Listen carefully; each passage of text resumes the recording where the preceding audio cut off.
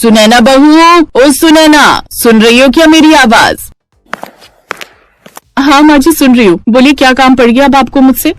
बहू मुझे खाना लाकर दे दो, दोपहर के 2 बजने को हो रहे हैं।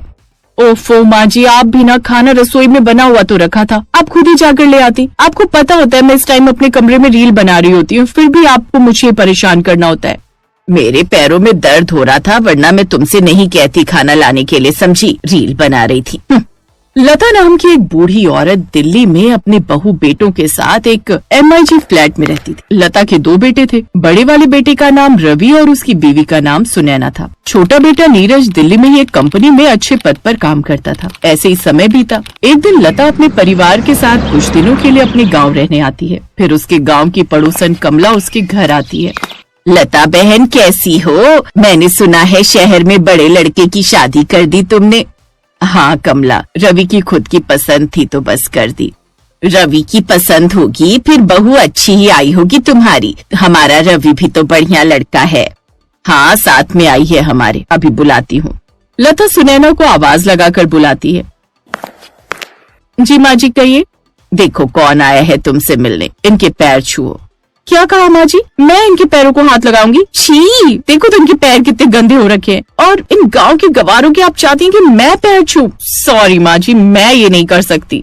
ये क्या तमीज है सुनैना बहू, तुम्हें छोटे बड़े से बात करने तक की तमीज नहीं है। मुझ जैसी पढ़ी लिखी मॉडर्न बहू यहाँ इन गवारों के पैर छूने नहीं आई। ऐसा कहकर सुनैना अंदर चली जाती है और तभी कमला गुस्से से लाल होकर बोलती है, लता ये कैसी बहू लेकर आई है जिसे बात करने तक की तमीज नहीं है? कमला मैं तुमसे अपनी बहू की तरफ से माफी मांगती हूँ, ये शहर की बहू ऐसी ही होती हैं। मैं तो कहती हूँ तुम नीरज की शादी किसी गांव की लड़की से कराना, रवि तो शहर की लड़की से शादी करके फंस गया। थोड़ी देर बाद वो दोनों शाम को बाजार में घूमने जाती हैं और लता घूमते हुए एक अचार के ठेले के पास आती है जहाँ एक लड़की अचार बेच रही होती है। वो उस लड़की से कहती है, बेटी अचार तो दूर से रखा हुआ भी बहुत बढ़िया लग रहा है और इसकी खुशबू भी पूरे बाजार में फैल रही है। ये अचार किसने बनाया है? अचार बेचने वाली लड़की का नाम राधा था और वो धीरे से मुस्कुराकर बोलती है, ये अचार हमारा है आंटी जी, घर से बनाकर लेकर आई हूँ, जो अपनी मम्मी से सीखा है मैंने। मेरी मम्मी लाजवाब अचार बनाती है। लता थोड़ा सा अचार खाकर देखती है, फिर बोलती है, अरे वाह, इतना अच्छा अचार तो मैंने आज तक नहीं खाया है। वैसे नाम क्या है तुम्हारा? मेरा नाम राधा है। लता उससे मिलकर बहुत खुश होती है और उसे वो लड़की अपने छोटे बेटे नीरज के लिए पसंद आ जाती है। और शाम को लता राधा के पीछे पीछे उसके घर तक आ जाती है और उसके घर के बाहर खड़ी होकर चुपके से घर के अंदर झांक रही होती है। इस लड़की का तो सारा घर टूटा हुआ है और ये लड़की तो बहुत गरीब है, इसकी तो माँ भी बीमार पड़ी है। राधा अपनी बीमार माँ को खाना बनाकर खिलाती है और कहती है, मम्मी जल्दी से ठीक हो जाओ आप, देखो सारा अचार बिक गया आज। अब मैं तुम्हें अच्छे से डॉक्टर को दिखा सकती हूँ जिससे तुम जल्दी से ठीक हो जाओगी। ये सब सुनकर लता की आंखों में आंसू आ जाते हैं और वो उसे अपनी बहू बनाने का फैसला कर लेती है। लता राधा की माँ से बात करती है और अपने छोटे बेटे नीरज की शादी राधा से कर देती है और वो राधा की बीमार माँ को भी अपने साथ दिल्ली वाले घर में लेकर आ जाती है। तभी लता राधा के सर पर हाथ रखकर कहती है, आज से तुम मेरी बहू हो और अपनी माँ के साथ खुश होकर रहना। तुम अपनी मम्मी की फिक्र मत करो, मैं यहाँ कोई अच्छा सा डॉक्टर देखकर इनका इलाज कराऊंगी और ये बिल्कुल ठीक हो जाएंगी। कुछ दिन बाद सुनैना राधा और उसकी माँ को रोज ताने मारती थी, जिससे वो दोनों परेशान हो जाती और ये सब लता देखती रहती थी। तभी एक दिन सुनैना और राधा का आमना सामना रसोई में होता है। ओ हेलो, तुम यहाँ इस रसोई में क्या कर रही हो? माँ जी ने मुझे खाना बनाने के लिए बोला है। मतलब अब हमें तुम गवारों के हाथों का खाना खाना पड़ेगा और अब गांव के गवार इस रसोई में काम करेंगे? पता भी है ये सब यूज कैसे होता है? धीरे धीरे आपसे सीख जाऊंगी मैं दीदी। ओ हेलो, मेरे पास इतना टाइम नहीं है कि मैं तुम्हें खाना बनाना सिखाऊं। और वैसे क्या बना रही हो आज? सूजी का हलवा, आलू की सब्जी और पूरी। मैं ये सब नहीं खाती हूँ और वैसे भी तुम्हारे हाथ का बिल्कुल नहीं। और ये क्या, पूरे घर में गंदे से अचार की स्मेल कर रखी है, हटाओ इस अचार को रसोई में से। खुशबू दिल से आती है दीदी और स्वाद भी दिल से आता है।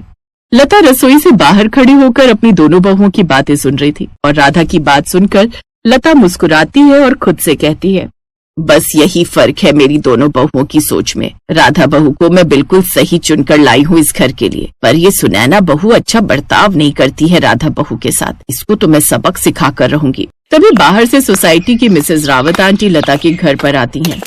लता जी, आपने जो मुझे अचार दिया था थोड़ा सा टेस्ट करने के लिए, वो मेरे परिवार को बहुत पसंद आया था। कहाँ से मंगाया था आपने अचार? ये अचार तो मेरी राधा बहू बनाती है, सच में जादू है उसके हाथों में। तुम बहुत लकी हो लता बहन जी, जो तुम्हें इतनी अच्छी बहू मिली।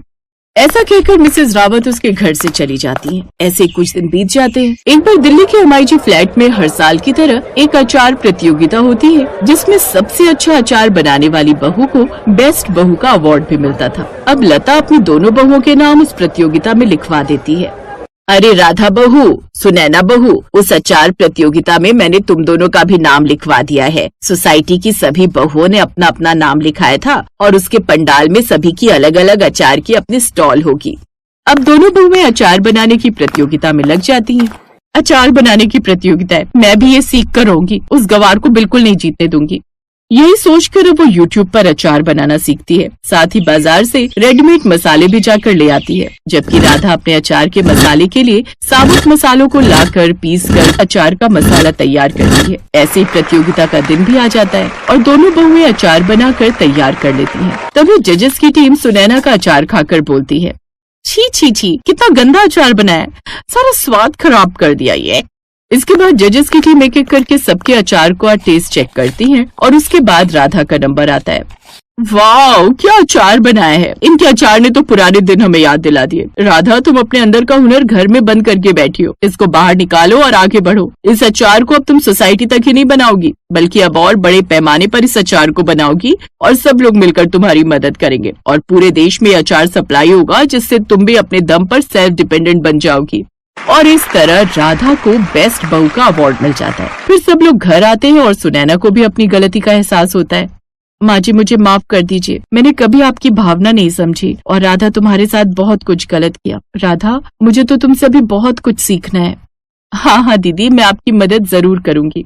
बेटी, बहू वो नहीं जो सोने की चूड़ियां पहनती हो, बहू वो होती है जो दिल से घर को चलाती है। अब दोनों बहुएं खुशी खुशी घर में मिलकर रहने लगती हैं, जिससे सुनैना का घमंड टूट जाता है।